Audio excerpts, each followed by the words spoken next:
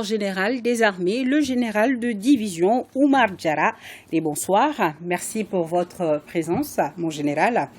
Et nous venons tout à l'heure de suivre ensemble ce reportage sur l'école militaire de guerre du Mali.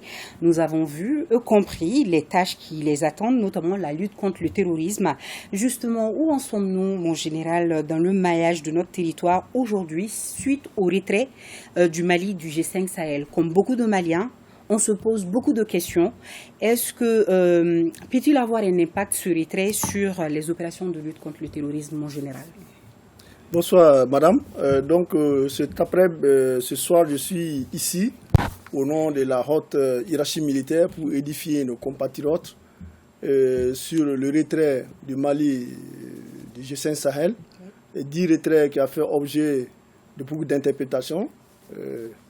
Mes propos s'articuleront autour de la force conjointe du G5 Sahel, qui est notre domaine de prédilection. Donc, avant d'évoquer les impacts opérationnels sur nos opérations, je voudrais d'abord donner une configuration du déploiement du dispositif du G5 Sahel sur le territoire malien. Il s'agit premièrement d'un PC, le PC du G5 Sahel qui se trouve ici à Bamako, au niveau de la zone aéroportière. Et deuxièmement, il y a le dispositif qui se trouve le long de la frontière mauritanienne, y compris nos emprises qui sont à Nampala et Gomakura. Et le troisième dispositif, c'est le dispositif qui se trouve le long de la frontière avec le Burkina Faso et la zone des trois frontières, y compris nos emprises qui sont à Tessit et puis Boulikessi. Oui. Donc, pour répondre à votre question, effectivement, les impacts opérationnel d'ordre général, ça va bouleverser certainement l'esprit qui a prévalu à la création du G5. Il s'agit de la mutualisation des ressources et des moyens des pays effectivement du G5 Sahel. Ça, c'est le premier impact d'ordre général.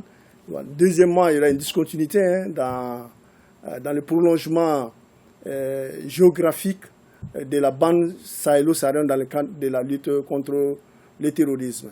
Donc, au niveau de nos forces, je dirais que les impacts sont faibles, parce que premièrement, les forces qui sont concernées déjà sont des forces maliennes qui étaient sous commandement de la FCG5 Sahel.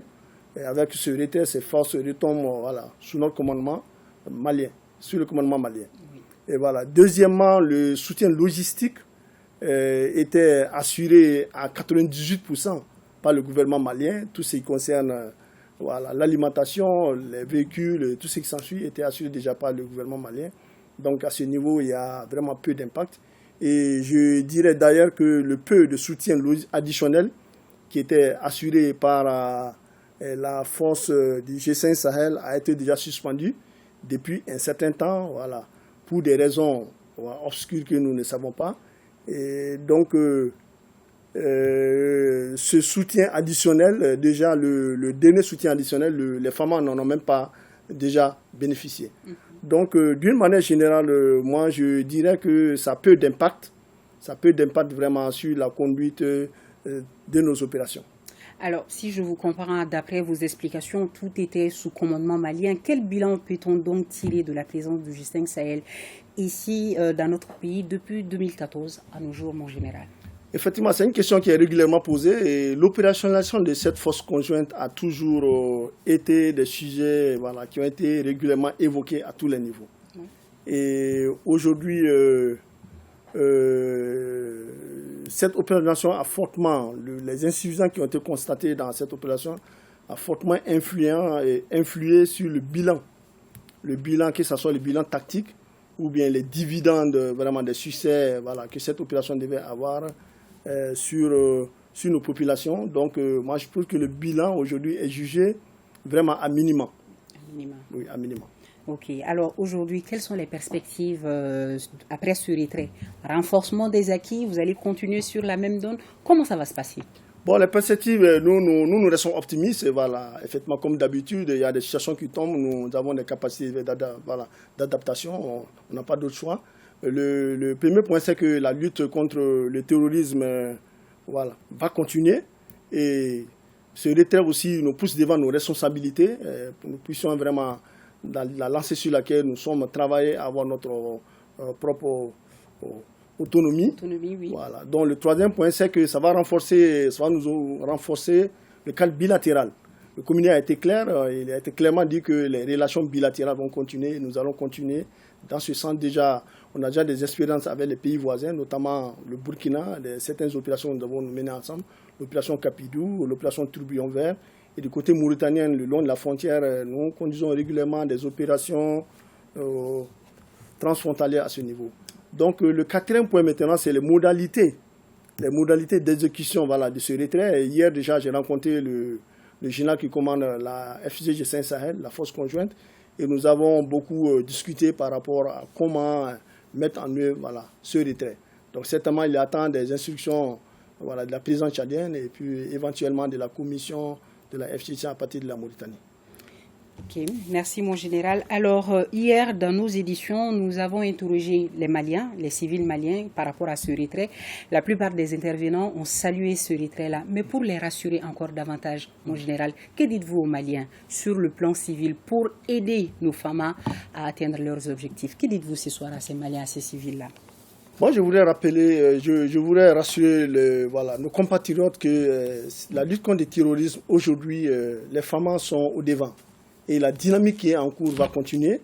Et ce retrait, je trouve que n'impactera pas durement vraiment ce que nous sommes en train de faire déjà.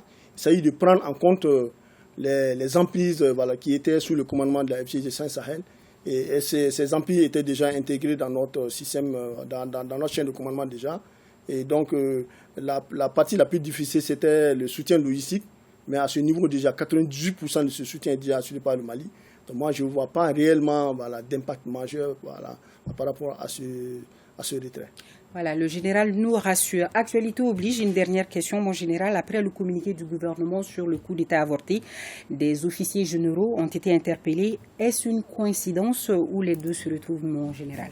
Merci beaucoup, madame, pour cette question, effectivement, à laquelle je suis obligé de répondre. Voilà, je vais répondre. Je voudrais d'abord peut-être rectifier par rapport à la déstabilisation. Il n'y a pas de généraux qui soient impliqués dans ça pour le moment, contrairement à ce qui est dit. Oui. Effectivement aussi, je voudrais rectifier qu'il n'y a pas un élément de la CEMA. Ce que j'ai dit sur les réseaux sociaux, il y a un élément de la CEMA qui est impliqué dedans.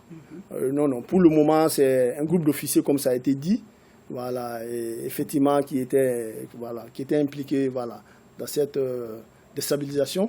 Et je voulais dire que c'est juste une coïncidence. C'est des événements, que ce soit ce groupe d'officiers qui était impliqué dans la déstabilisation et l'interpellation de certains généraux et certains officiers supérieurs dans le cadre des enquêtes sur la lutte contre la corruption relative à la loi de programmation militaire. Donc c'est deux événements complètement différents, mais bon, ça s'est passé au même moment. Donc sinon vraiment, c'est pas quelque chose qui était planifié ou bien c'est juste une coïncidence. Et je voudrais profiter pour rappeler que contrairement à ce qui s'est dit, ce n'est pas une purge au niveau de l'armée. Il y a ce qui est dit, si certaines antennes, ce n'est pas ça.